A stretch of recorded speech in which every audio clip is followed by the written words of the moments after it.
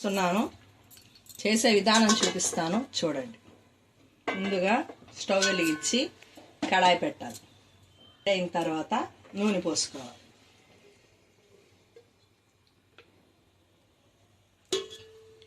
నూనె ఎంత కొలత అనేది మీ పులుసు ముక్కలను బట్టి చూసుకోండి.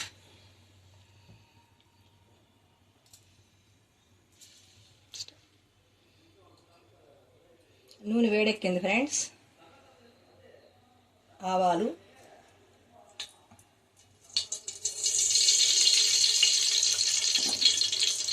జీలకర్ర,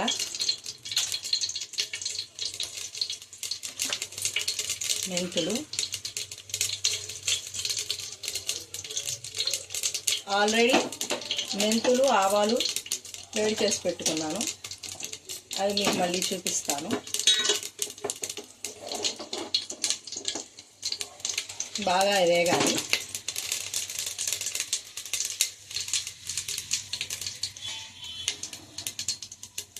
చిటపటా చిటపటా అనుకుంటే వేగుతున్నట్టు.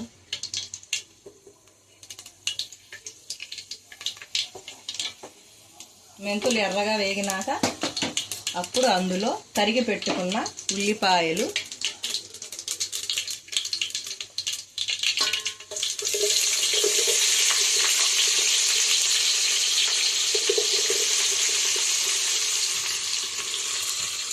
కరివేపాకు వేసుకోవాలి. కమ్మని వాసన వస్తుంది కదా కరివేపాకు.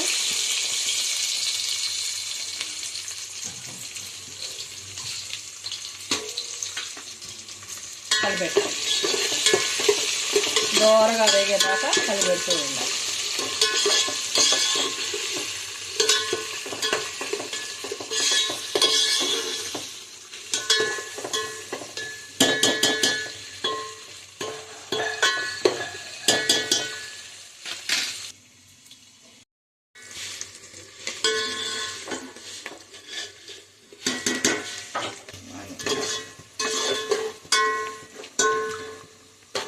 ఆనియన్స్ దోరగా వేగాయి కదండి.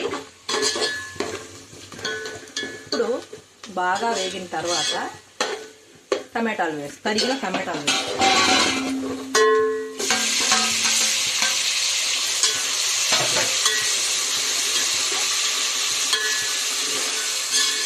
వీటిని కూడా దోరగా వేపుకోవాలి.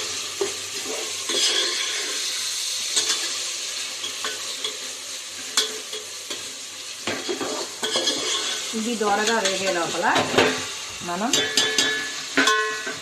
చింతపండు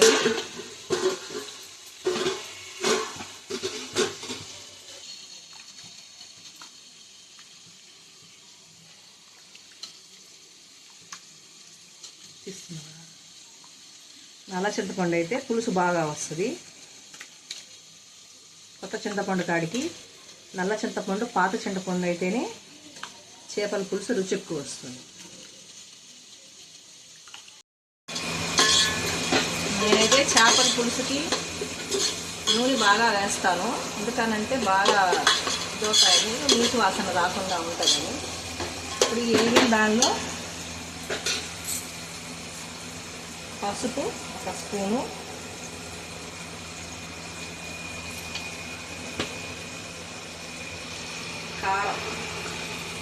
కారం నేనైతే ఇంట్లో ఆడించిన కారం అండి, బయట కొనింది కాదు.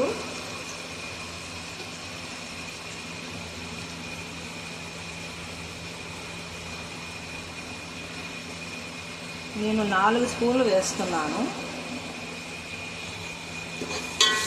నేను 4 స్పూన్లు కారం వేసానండి. 1 స్పూను పసుపు,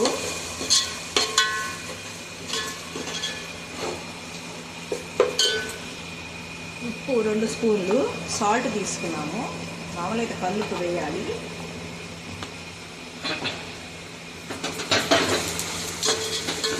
ఈ విధంగా బాగా మసాలా అంతా ఇదైన తర్వాత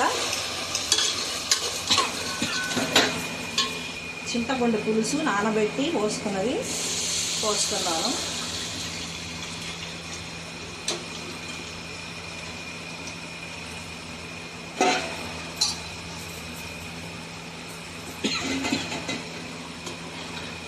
చెప్పాను కదా నల్ల చింతపండు, అందుకని ఆ విధంగా వస్తుంది కలరు. అడుగు మాడకుండా చింతపండు పులుసు పోసాను కదండి, మరగాలి. ఇప్పుడు ఈ మరిగిన తర్వాత చేపలు, మామిడికాయ వేస్తాం. పులుసు బాగా మరగాలండి. మరుగుతుంది కదండి, పులుసు మరిగిన తర్వాత చాలామంది పులుసు వేసిన తర్వాత వేసేస్తారు. అప్పుడు ఏమవుతుందంటే చేపలు విరవడిపోతాయి. ఇప్పుడు నేను వేస్తున్నాను.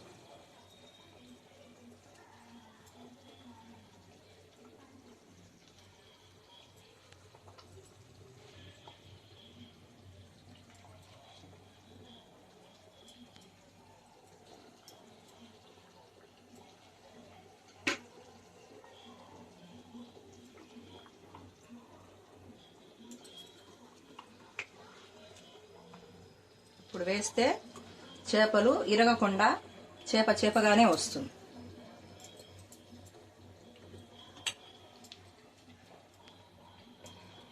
మీరు కేజీ చేపలు దాన్ని బట్టి మీరు చింతపండు తీసుకోండి. నేను కొలత లేకుండా వేసేస్తున్నాను.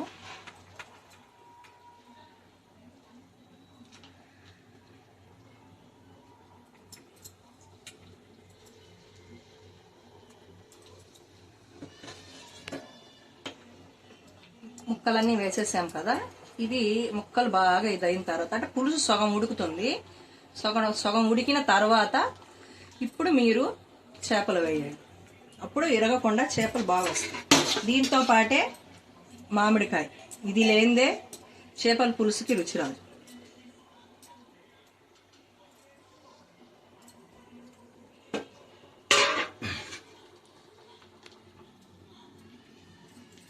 మూత పెట్టకండి, అట్లే ఉంటే ఆవిరికి బాగా ఇదవుతుంది.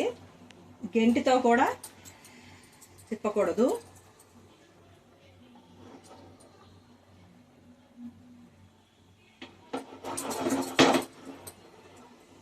ఇప్పుడు పులుసులో ఉన్న చేపలు మగ్గాలి.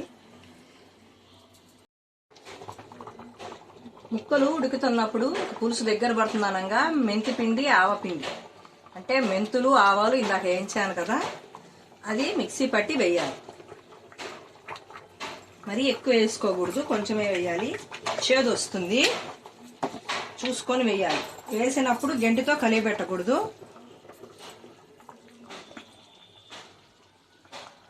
ఇలా అనాలి.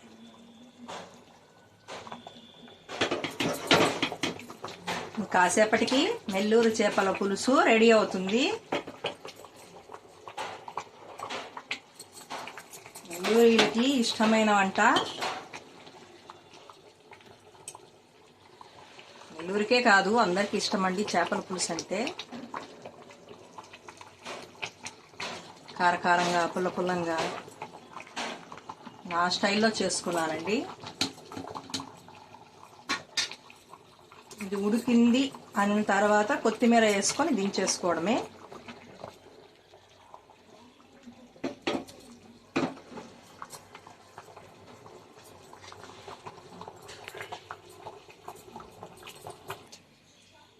ఇదిగోండి, ఫైనల్ అయిపోయింది. దీనిపైన కొత్తిమీర చల్లుకోవాలి. బాగా కడిగి కట్ చేసిన కొత్తిమీర చేసుకుంటే మంచి ఫ్రెష్ వాసన వస్తుంది.